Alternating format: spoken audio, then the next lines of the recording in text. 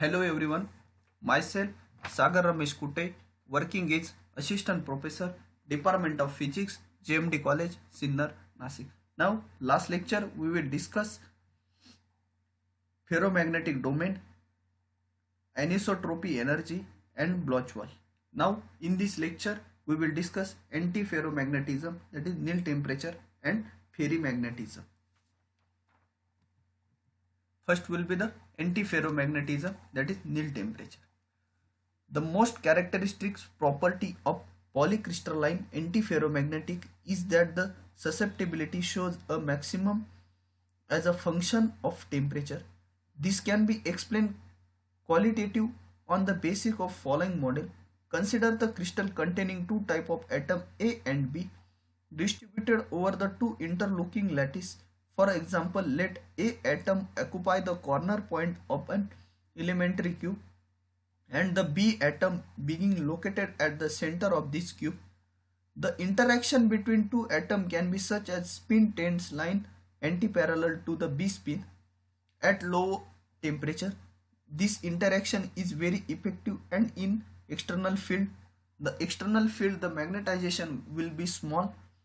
As the temperature rises, the efficiency of interaction becomes less and the susceptibility increases. Finally, the critical temperature Tn, that is nil temperature, will be reached, above which spin are free. Above this temperature, antiferromagnetic material become paramagnetic. That is, susceptibility is directly proportional to the nil temperature, that is 1 by Tn. Tn is the nil temperature. Now next will be the ferrimagnetism. The word ferrimagnetism was first introduced by the Neil. It imagines a protecting of the movement in the sub-lattice, say A and B. Their neutral interaction are aligned antiparallel to each other. The class of material having their properties microscopic movement that result from on the antiferromagnetism, but with unbalance of two spin system has been given the name ferromagnetism. Example, Fe and Fe2. Susceptibility of ferromagnetism. The main exchange field acting on A and B spin lattice will be written as Ba is equal to minus A Ma minus mu Mb, and Bb is equal to minus mu Ma susceptibility psi Mb, where M is magnetization and lambda psi and susceptibility are field constant and negative number.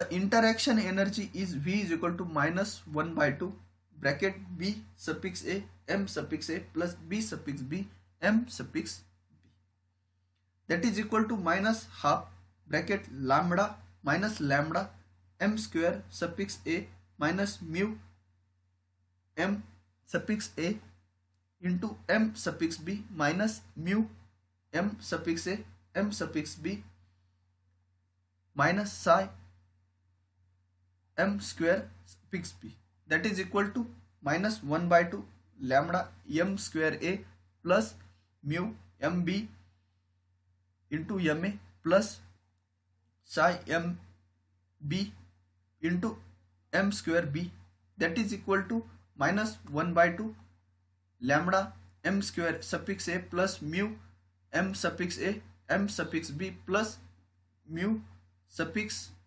B M square B.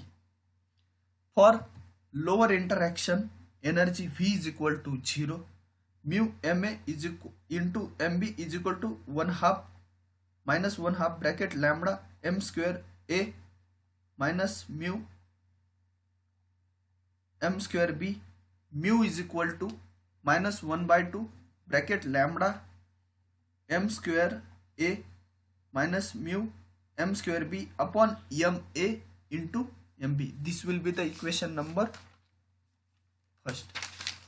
Consider all interaction 0. Expect from an antiparallel interaction between A and B. BA is equal to minus mu B and BB is equal to minus mu MA. We know that susceptibility is equal to C by T, that is equal to M upon H, is directly proportional to M upon B, that is H is directly proportional to B. MT is equal to CB, equation number second, that is this equation number second, where this C is Curie's point and B is equal to B approximation plus B exact. We define separate Curie's constant for ion A and B for diatomic substance from equation first, that is large equation MA T is equal to CAB, MAT M suffix A into T is equal to CA B approximation plus B exact. For me B exact is equal to BB, B suffix B, B approximation is equal to 0. Put this value in this equation, that is B approximation is 0, that is C suffix A into B exact B suffix B. For above equation, last equation, BB is equal to minus mu MB into C suffix A, that is MA T is equal to minus mu MB C suffix A. Similarly, M B suffix into T is equal to minus mu M suffix A C into suffix B. NA N suffix A T plus mu M suffix A C suffix A is equal to 0. Mu C suffix B M suffix A plus T M suffix B is equal to 0. This gives the T mu C suffix A mu C suffix B into T is equal to 0. Solve this, we will get T square minus mu square C suffix A CB is equal to 0. T square is equal to minus T square is equal to mu square C suffix A CB. TC is equal to T is equal to mu under root of C suffix A C suffix B. Susceptibility of ferromagnetic material psi is equal to M suffix A plus M suffix B upon B approximation. Psi is equal to minus mu C suffix A MB upon T minus mu CB M suffix A upon T bracket complete upon B approximation. Psi is equal to bracket C suffix A plus C suffix B into T minus 2 mu C suffix A C suffix B upon T square minus T square C.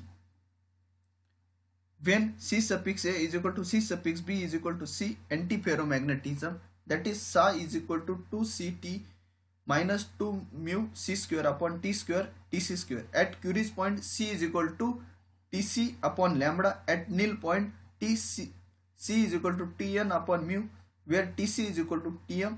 Psi is equal to 2 into C into T minus 2 mu C square upon T square C square is equal to 2 Tn mu upon into C minus 2 mu, that is this equation, Tn upon mu bracket square upon T square minus T square n. Solve this equation, we will get 2 upon mu bracket T upon T minus T suffix n bracket complete into Tn upon T minus T suffix n bracket T plus T suffix n. Now equal to 2 upon Tn upon mu bracket T plus Tn is equal to 2 upon Tc T plus Tn, that is C upon mu is equal to Tn upon mu. Put this value in this equation, we will get this equation. Now psi is equal to 2C upon T plus T suffix n. Now this will be the ferromagnetism. Now in this lecture we will discuss antiferromagnetism with nil temperature and ferromagnetism. Thank you so much.